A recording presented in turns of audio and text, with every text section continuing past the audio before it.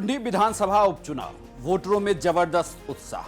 JDU की साख दांव पर, बीजेपी फिर से इस सीट को पाना चाहती। वहीं वीआईपी की नाव भी इस बार इस चुनाव में उतरी हुई है कि वो भी पार लग जाए। लेकिन इन सबके बीच मतदाता ने किसे चुना, इस पूरे वीडियो में मैं आपको बताने वाला हूं, क्योंकि आज उपचुनाव संपन्न हो गया। सुबह 7 बजे से वोटिंग हो रही थी और वोटरों ने जिस तरीके से उत्साह जताया, उससे लग गया कि क्या ये रुझान एक तरफा तो नहीं जा रहा। क्या मतदाताओं ने ये मन बना लिया है कि इस बार कुंडी का किंग कौन होगा।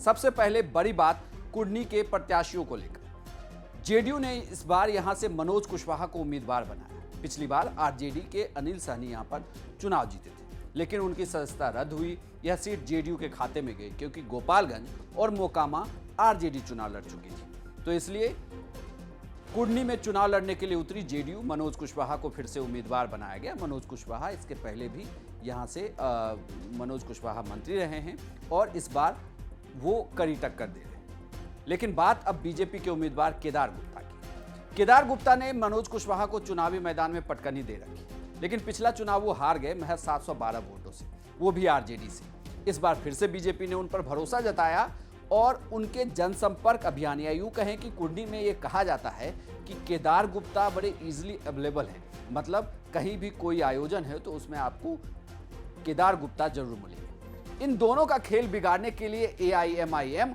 और वीआईपी चुनावी मैदान में होती है। एआईएमआईएम की तरफ से गुलाम मुर्तजा चुनावी मैदान में होती है और ऐसा लग रहा था कि गोपालगंज जैसा खेल कुछ यहां भी होगा। और अगर एआईएमआईएम ने ज्यादा से ज्यादा वोटें ले ली तो आरजेडी, या यूं कहें कि महागठबंधन के कैंडिडेट जेडीयू के लिए मुश्किल होगी। यानी कि मनोज कुशवाहा का जो मुस्लिम वोटर है वो खिसक सकता है। इसके अलावा बात नीलाब की। नीलाब भूमिहार कम्युनिटी से आते हैं।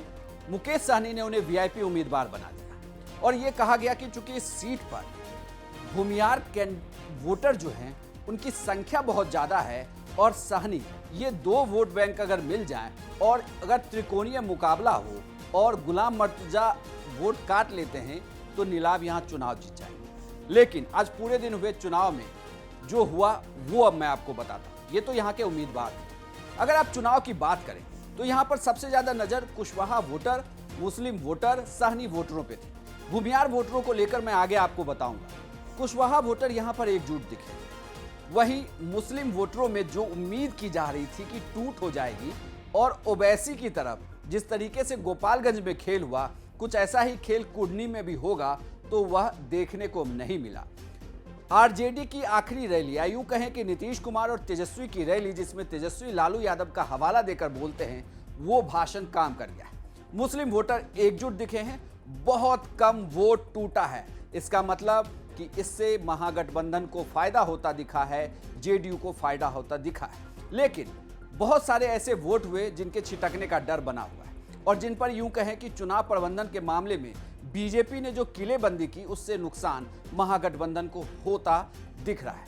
अब बात बीजेपी के वोट बैंक की। बीजेपी ने केदार गुप्ता को चुनावी मैदान में उतारा। बीजेपी के साथ अपना कोर वोट बैंक बहुत मौजूद था, या यूं कहें कि इस चुनाव में भी वो उनके साथ ही दिखा है और पीएम मोदी का फैक्टर भी काम कर रहा है। क्योंकि गुजरात चुनाव में जिस तरीके से चुनाव प्रचार हो रहा है और मोदी लगातार टेलीविजन पर छाए हुए हैं, उसका असर इस कुंडी चुनाव पर भी देखने को मिला।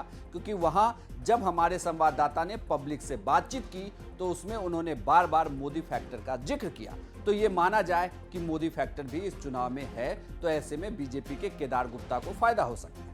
और जो आज पूरे दिन का चुनावी ट्रेंड ये कहता है कि जिस जाति की किलेबंदी जितनी अच्छी, वो कैंडिडेट चुनाव जीत रहा है। अब बात आपको नीलाब की करते हैं कि नीलाब का क्या होगा। नीलाब उतरे इस उम्मीद में कि कुंडी में भूमिहार प्लस सहनी प्लस दूसरी जातियों के थोड़े बहुत यादव के वोट को वो काट सकते हैं, लेकिन ऐसा होता दिख नहीं रहा। चुनाव के दिन भले ही ये कहा जाए कि सहनी वोट बैंक उनके साथ है, लेकिन अजय निषाद ने उसमें भी सेंधमारी की है।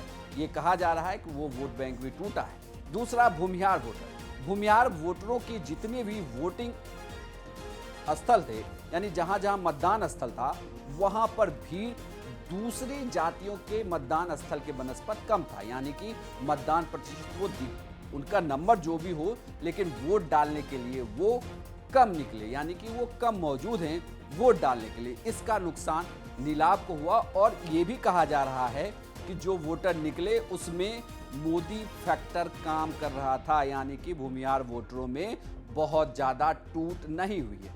तो कुल मिला, और बाकी बात गुलाम मुर्तज़ा की भी, जो AIMIM के उम्मीदवार हैं, तो उनके लिए भी ये कहा जा रहा है कि जो मुस्लिम वोटरों में टूट होनी चाहिए थी उस कदर वो टूट नहीं कर पाए हैं। मुस्लिम वोटर एकजुट दिखा है और वो JDU के पक्ष में जाता हुआ दिख रहा है। तो यानी कुल मिलाकर रेस से अब आप दो कैंडिडेट को हटा दीजिए, नीलाभ और गुलाम मुर्तज़ा। AIM, VIP और AIM रेस से बाहर हो गए। अब बचते हैं केदार गुप्ता और मनोज कुशवाहा। तो आप कहेंगे कि आखिर एग्जिट पोल कहता क्या है, कौन चुनाव जीत रहा है? तो मैं सीधे तौर पर आपको बताऊं कि बिहार तक का एग्जिट पोल ये कह रहा है कि इस चुनाव में BJP और JDU के बीच सीधी टक्कर हुई है। लेकिन इस टक्कर में कई सारे पहलू और मतदाताओं का रुझान कहीं ना कहीं मामूली अंतर से महागठबंधन के पक्ष में दिख रहा है, यानी कि महागठबंधन इस चुनाव को जीत सकती है। लेकिन ये भी कहा जा रहा है कि यहाँ पर बड़ी कड़ी फाइट हुई है और केदार गुप्ता को साइलेंट वोटर चुनाव जिता सकते हैं, और खास करके महिला मतदाता। लेकिन महिला मतदाताओं को लेकर भी दो तरीके के हमारे पास रुझान आए। एक वो जो मोदी सरकार की योजनाओं से खुश दिखी, और दूसरा जो राज्य सरकार की योजनाओं से खुश दिखी। तो थोड़ा सा इंतजार करिए, 8 तारीख को जब चुनाव के नतीजे आएंगे सबसे पहले बिहार तक आपको सारी अपडेट देगा। लेकिन फिलहाल बिहार तक का एग्जिट पोल ये कहता है कि कुर्नी में बराबर की टक्कर है, जिसमें महागठबंधन का पल्ला थोड़ा भारी दिख रहा है।